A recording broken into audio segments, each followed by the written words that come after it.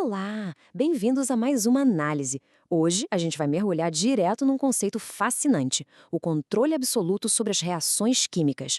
Sabe quando a natureza não quer fazer algo por conta própria, mas a gente vai lá e força essa transformação a acontecer? É exatamente sobre essa batalha molecular ladeira acima que vamos falar hoje. Vamos lá? O nosso roteiro hoje tá bem direto. 1. O processo não espontâneo. 2. Eletrólise versus pilhas. 3. Regras e nomenclatura. 4. Eletrólise ígnea, aquela sem água. 5. Eletrólise aquosa e a competição que rola nela. E, por fim, 6. As aplicações práticas e a indústria. Vamos começar pela seção 1. O processo não espontâneo. Basicamente, a eletrólise é uma reação química de oxirredução que não acontece de forma espontânea. Ela precisa ser literalmente forçada por uma corrente elétrica contínua. Pensa comigo, é como empurrar uma rocha gigantesca montanha acima. A pedra definitivamente não vai subir sozinha, né? A gente precisa injetar energia mecânica sem parar para vencer a gravidade. Na química, quem faz esse trabalho pesado é um gerador elétrico, que age direto nos íons para vencer a tendência natural do sistema. E isso nos leva à seção 2, eletrólise versus pilhas. É como olhar para um espelho invertido. De um lado, a gente tem a cela galvânica, que é o nome chique para as pilhas e baterias do nosso dia a dia.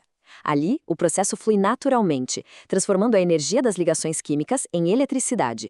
É uma mini usina produtora. Do outro lado, temos a nossa estrela de hoje, a cela eletrolítica, o processo não espontâneo. Em vez de gerar energia, ela é uma devoradora de eletricidade, usando essa carga toda para forçar os reagentes a se transformarem. Então, enquanto a pilha dá energia para nossa casa, a eletrólise consome boa parte dela lá na indústria. Seguindo em frente, seção 3, regras e nomenclatura. Aqui tem uma regra de ouro na eletroquímica que nunca, jamais falha. O ânodo é sempre, mas sempre mesmo, o eletrodo da oxidação, que é onde rola a perda de elétrons. Por outro lado, o cátodo é irrevogavelmente o eletrodo da redução, ou seja, onde a galera ganha os elétrons. Não importa se é uma pilha gerando luz ou uma eletrólise consumindo energia da rede, oxidação é no ânodo, redução é no cátodo e ponto final. Mas olha só que detalhe incrível. Na prática, como a gente está usando um gerador externo para ditar as regras do jogo, os sinais elétricos mudam. Na cela eletrolítica, o ânodo passa a ser o polo positivo e o cátodo vira o polo negativo. É exatamente o oposto daqueles polos que a gente vê no rótulo de uma pilha alcalina comum. O gerador toma as rédeas e empurra os elétrons num sentido que os elementos em seu estado natural rejeitariam com todas as forças. Entrando agora na seção 4, eletrólise ígnea, aquela que acontece totalmente sem água. Esse processo, a eletrólise ígnea, é meio brutal. Imagina o sal de cozinha, o cloreto de sódio. No estado sólido, os íons dele estão completamente travados num cristal, bloqueando qualquer tipo de corrente. A solução? Aquecer isso absurdamente até passar do ponto de fusão, o que, para o sal, significa mais de 800 graus Celsius. Quando o sal derrete e vira aquele líquido incandescente, os íons finalmente ficam livres para se moverem.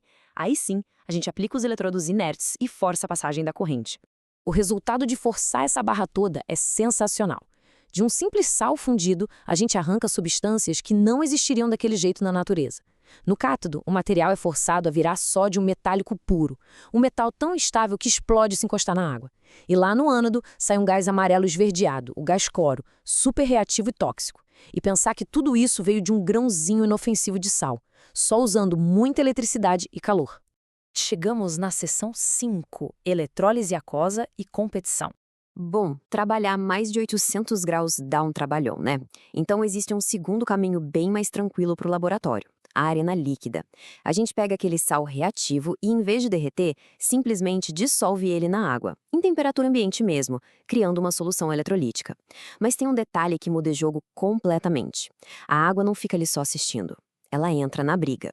Começa uma disputa feroz e invisível entre as moléculas de água e os íons da substância dissolvida para ver quem vai ganhar ou perder elétrons nos eletrodos. E para entender quem ganha essa briga, a gente precisa olhar para essa fila de prioridade de descarga. A água é durona. Quando ela compete com cátions tipo o sódio, o cálcio ou com aqueles ânions grandes cheios de oxigênio como o sulfato, a água tem preferência e reage primeiro. Os outros íons ficam lá, boiando sem fazer nada. Para conseguir ganhar da água, o elemento tem que ter uma facilidade muito grande para reagir, como metais nobres, tipo prata ou cobre, ou ânions mais simples, tipo o cloreto. Essa regrinha básica é o que dita toda a produção química em larga escala. E a gente consegue ver a prova viva dessa competição a olho nu. Começam a brotar um monte de bolhas nos eletrodos, é alguém que venceu a fila de prioridade e está liberando gás, podendo ser a própria água soltando oxigênio e hidrogênio puríssimos. Num tubo em U com iodeto de potássio, por exemplo, a química vira um show de cores. De um lado, a solução fica super rosa por causa do indicador fenolftaleína, provando que a água liberou íons hidróxido. Do outro, aparece uma cor castanha bem forte, que é o iodo molecular que ganhou a corrida dele. A teoria aparece ali, borbulhando e mudando de cor na nossa frente. Para fechar com chave de ouro, seção 6, aplicações práticas em indústria. É aqui que a mágica de laboratório encontra o mundo real e a tecnologia de ponta. Quando a água entra nessa reação de eletrólise, ela libera oxigênio e principalmente gás hidrogênio. E por que isso é tão importante? Porque esse hidrogênio é energia limpa que hoje abastece foguetes espaciais e os novos carros movidos a célula de combustível. É emissão zero de carbono, pessoal. O único subproduto de um motor a hidrogênio desses é água limpa voltando para o meio ambiente. Incrível, né? Mas o verdadeiro diferencial está escondido nesse número gigante, 99,999%. Esse é o grau de pureza do gás hidrogênio feito por eletrólise aquosa. Até existem jeitos mais baratos de produzir hidrogênio na petroquímica, mas sempre vem uma sujeirinha junto. Quando a indústria aeroespacial ou a galera desenvolvendo tecnologia verde precisam de uma pureza impecável, sem nenhuma impureza garantida, eles têm que usar a eletrólise da água. É a ciência ditando o nível máximo de excelência. E não pense que isso serve só para combustíveis modernos. Nossa infraestrutura depende inteiramente dessas reações forçadas. Toda a metalurgia do alumínio, essencial para fazer aviões, só existe por causa do processo eletrolítico Heroult-Hall, que arranca o metal da rocha bauxita. Além disso, sabe a galvanoplastia e anodização, que protegem e revestem metais para não enferrujarem? Mesmíssimo princípio. Até coisas do dia a dia, como a água sanitária e a soda cáustica, saem de usinas gigantescas que usam eletrólise. É espinha dorsal de muita coisa na nossa vida moderna. Mas claro, toda essa força empregada traz uma responsabilidade imensa e deixa a gente como uma pulga atrás da orelha.